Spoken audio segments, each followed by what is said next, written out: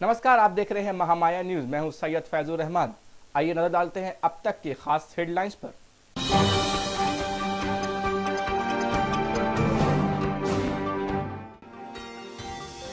राहुल ने road show में दिखाया दम। जिंदगी से हार गया मासूम छोटू। फर्जी मुठभेड़ मामले में अमित शाह को सम्मन जारी। बिजली समस्या से परेशान है गयावासी।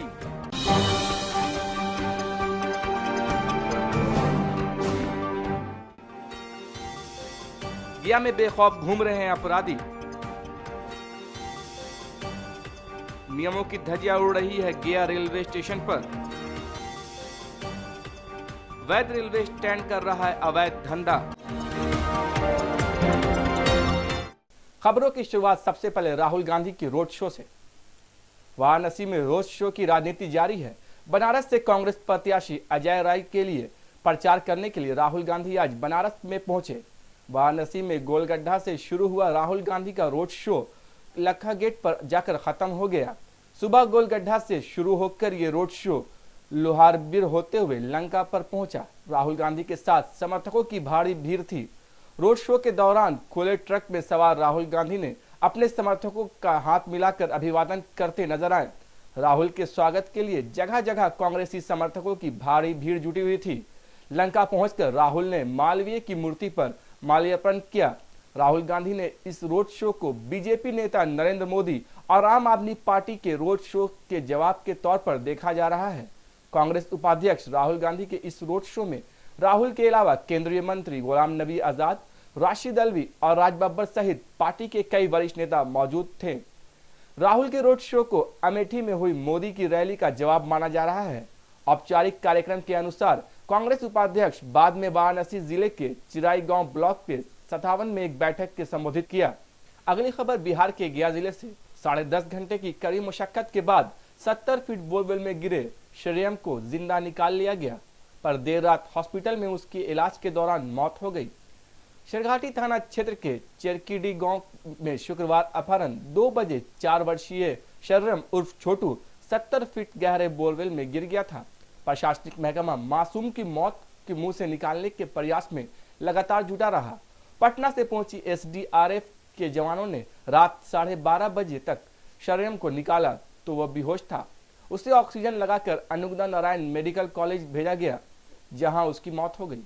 लगातार लगभग अप्रॉक्स 2 बजे से चला होगा ना, 2 बजे से रेस्क्यू चला है।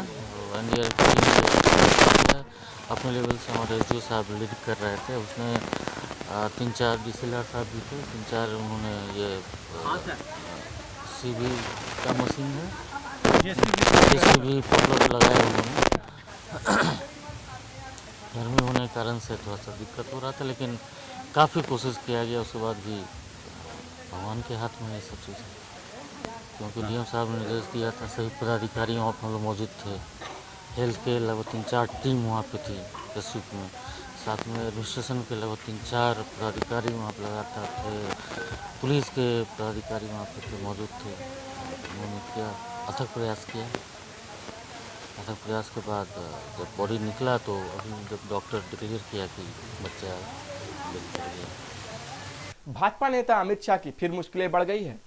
एक विशेष सीबीआई अदालत ने तुलसीराम प्रजापति फर्जी मुठभेड़ कांड में भाजपा के प्रधानमंत्री पद के उम्मीदवार नरेंद्र मोदी के करीबी अमित शाह एवं अन्य आरोपियों को तलब किया है।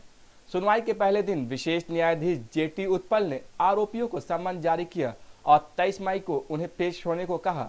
यह मामला गुजरात से मुंबई की अदालत में हस्तांतरित किया गया था। सीबीआई ने पिछले साल सितंबर में गुजरात के पूर्व गृह राज्य मंत्री शाह और कई पुलिस अधिकारियों समेत 18 अन्य लोगों को आरोप पत्र दायर किया था। सीबीआई के अनुसार गुजरात के आतंकवाद निरोधक दस्ते ने नवंबर 2005 में सोहराबुद्दीन और उसकी बीवी को हैदराबाद में उठाया था और गांधीनगर के समीप एक फर्जी मुठभेड़ में उन्हें मार गिराया था।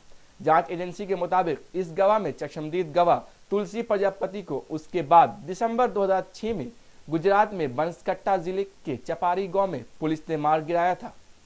गर्मी आते ही गया शहर में बिजली की आंखमचौली शुरू हो चुकी है। बिजली समस्या गया वासियों के लिए अब सरदर्द बनता जा रहा है। हाल ये है कि शहर में कुल 6 से 8 घंटे बिजली मिल रही है। बिजली समस्या से एक ओर जहां बैंक एटीएम सेवा ठप हो गया है, वहीं छात्र गर्मी की वजह से घर से बाहर पढ़ाई कर रहे हैं। दूसरी ओर शहरवासी गर्मी से राहत पाने के लिए सड़क के किनारे हाथों में पंखे लिए सरकार को बिजली समस्या का जिम्मेदार मानते हैं। वहीं बिजली समस्या से महिलाएं, होटल व्यवसाय और मेडिकल स्टोर के मालिकों को भी काफी परेशानियों और नुकसान उठाना पड़ रहा है। सर एटीएम बंद होने का समस्या है कि लाइन यहाँ नहीं है, लाइन की वजह से ये समस्या तो पर डे हो रही है। कुछ आती है लाइन तो पैसा पे निकलने लगती है, जनता निकालने लगती है, फिर लाइन चली जाती है। तो जनता जब आते हैं तो हम पर गुस्साते हैं, मतलब बोलते हैं कि जब हम यहाँ आते हैं तो जब देखते हैं लाइन यहाँ कटा ही रहता है। नहीं जनरेटर नहीं, यहाँ तो बैटरी का सिस्टम है लेकिन वो चार्ज नहीं ले पाती है अच्छा से। मतलब हम लोग की परेशानी है सर, बहुत परेशानी, मतलब जनता की ज़्यादा परेशानी होती है, जनता परेशान हम लोग को करते हैं, यही परेशानी हम लोग का है। मैं यहाँ पैसा निकालने आया था।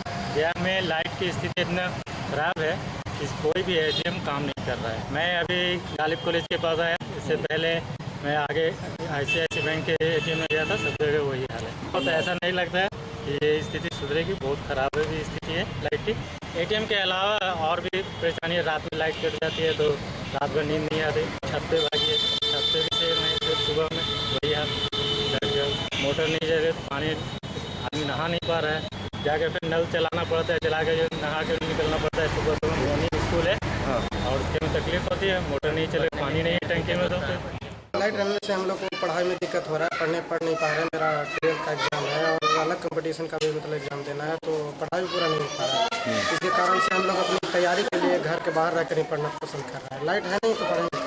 रात में पढ़ाई हो नहीं पाती है किसी भी तरह से, रहती नहीं है। तो कोई अगर दोस्त के यहाँ इन्वर्टर वगैरह रहता है तो उसी के यहाँ 1-2 घंटे जाकर पढ़ते हैं, फिर तो रहता नहीं है तो क्या करें, सुनते हैं। अगर आते हैं तो कहते हैं कि वोट दो, ये करो, लाइट देंगे, लेकिन कर नहीं पाते हैं तो किसको दोषी ठहरा सकते हैं। हम लोग तो भी खुद अपने आप को कह सकते हैं कि मेरा मतलब ठीक है, मजबूरी है, उसे मतलब पढ़ नहीं भी पा रहा है, लाइट नहीं रह रहा है। सर लाइन नहीं है, पावर का प्रॉब्लम है, इसलिए हम लोग यहाँ बैठे हुए हैं और पावर का इंतज़ार कर रहे हैं। यहाँ गर्मी का इतना गर्मी है कि हम लोग को काफ़ी परेशानी हो रही है, घर में रह नहीं सकते हैं।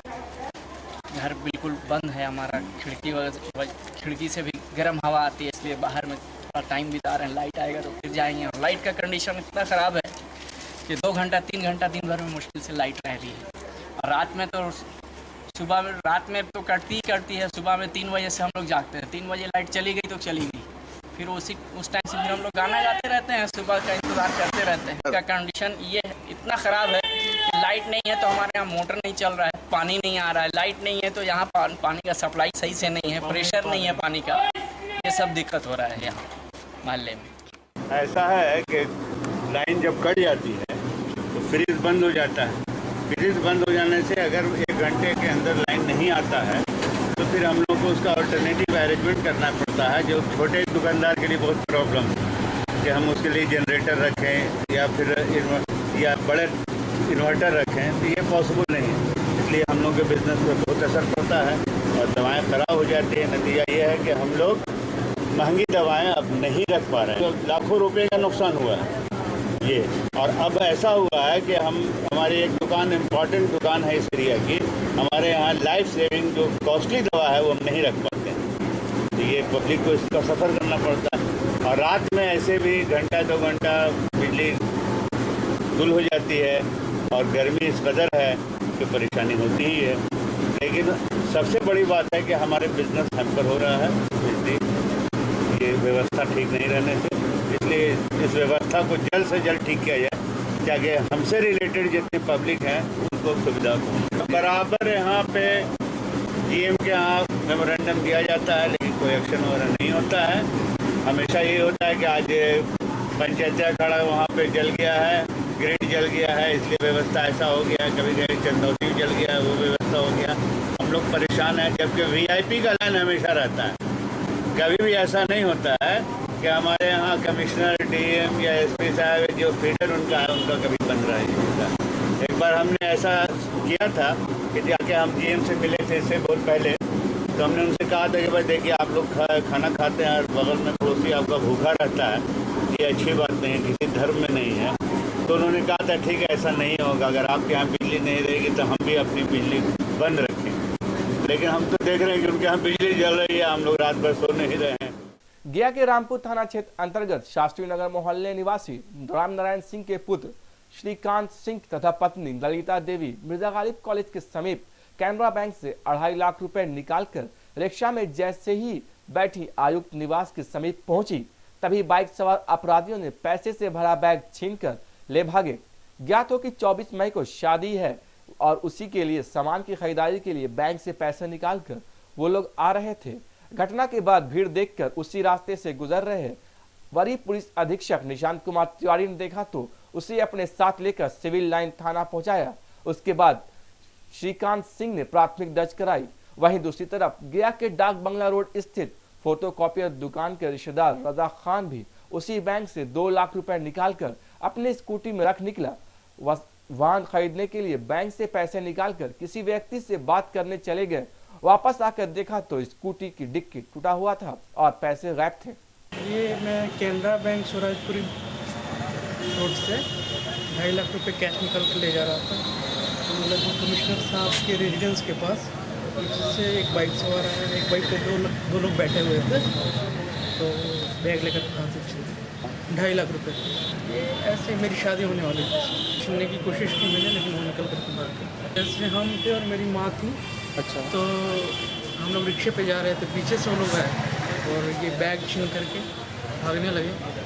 तो मैंने रोकने की कोशिश की, लेकिन अंतर्राष्ट्रीय ख्याति प्राप्त गया देश विदेश के कोने कोने से विदेशी पर्यटक तथा तीर्थ यात्री के आने जाने का सिलसिला लगा रहता है और ऐसे में गया रेलवे स्टेशन में नियमों की धज्जियां उड़ाई जा रही है।